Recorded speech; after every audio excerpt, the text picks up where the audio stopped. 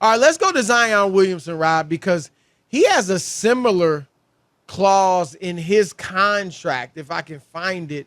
But it is about, and we heard Monty Bolaños read it earlier, but it's about his weight, right? And here it is. Zion is the headline. Zion Williamson's contract contains de-escalators that require him to maintain a, quote, some of his weight, and some mean SUM, of his weight and body fat percentage below 295 pounds. You don't like that, huh? I don't. I don't. I want, it's about being effective. It's about being effective. Now, if he's not playing or whatever, I got an issue with that. But, Chris, you're going to tell me if he's 297 pounds or 298 pounds, like he's over a couple of pounds. I just think that that's petty as well. He's a big guy. I remember when Charles Barkley first started playing, he was chubby, plump, whatever you want to call him. What'd he do? He lost all that weight. No, I'm just saying, but I think that has to come from within. And whenever you have to feel like you have to make somebody like lose weight or play at a certain weight or do something, I think that you could derail him as a player where he's worried about the wrong thing instead of putting in the work. We just want you to put in the work that you need to do and be productive, not get on a scale to make weight. This ain't boxing. You don't need to make weight. You need to be productive. And if you're not productive, so then I got a problem. Would you rather them have a clause that says if you don't average 19 points a game at least, you don't get the money? I would rather it be a production thing than just a strict. No, I'm not saying they're not just pulling this out of thin air. His productivity is linked to his weight, and his health is probably linked to his weight. I would be again. He's been hurt 3 years, and a lot of it. I think you've agreed with me, Rob. We've all said it. I've talked to people down there, talked to people in the league early on. I was like, dude's got to lose weight. Charles Barkley has said he's got to lose weight. He is not going to be healthy with that torque, that explosiveness, and all that body weight. And the thinking at first in New Orleans, at least what I was told, was this is who he is. Like, this is a part of his advantage is he's so big and explosive. They tried that for 3 years, and he's played like 80-something games. And so I'm fine with it because I think, Rob, his production is linked to his weight. See, I don't and think that not only his health and his health too. I think that that's something. I just think that to put a number to it, like you got to be inside something. If you want to talk about working out with a trainer, hey, we're going to give you we're going to pay for your nutritionalist. We're going to pay for your chef.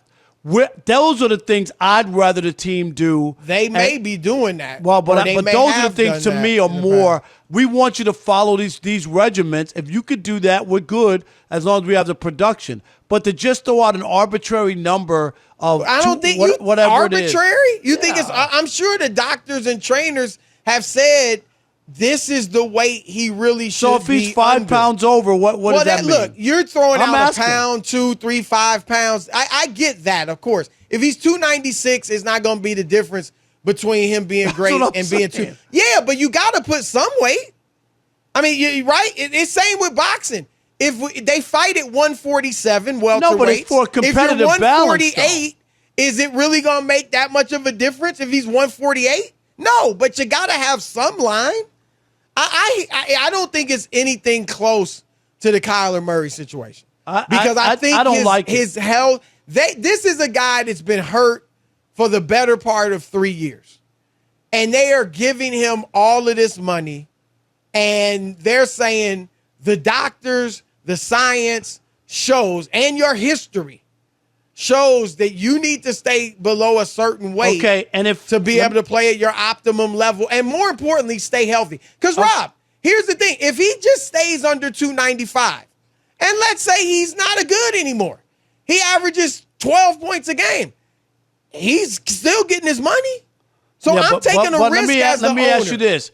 if he gets under 295 and gets hurt, and then what would be the excuse? Will it still be about his weight, or will it be that he's one of those guys that just happens to get hurt? Well, you always get hurt. It I'm might asking. be, but Okay, that's what I'm saying. It might be, but Rob, you can't tell me that you can't look at this guy with the way he plays, how explosive he is, and you don't think his weight should be like there's a certain threshold that at least gives him a better chance of staying healthy. You can always get hurt. The skinny is Kevin Durant's been hurt, obviously. I don't believe in putting a number to it. I just don't. What about the running backs? They have Ezekiel Elliott's got to be below a certain weight. Like it's not in his contract, I don't think. But yeah, I just think that it should be. You have to agree to work out with our people. As far as what you're eating and those kind of things, rather than you don't mind them saying we can control what you eat?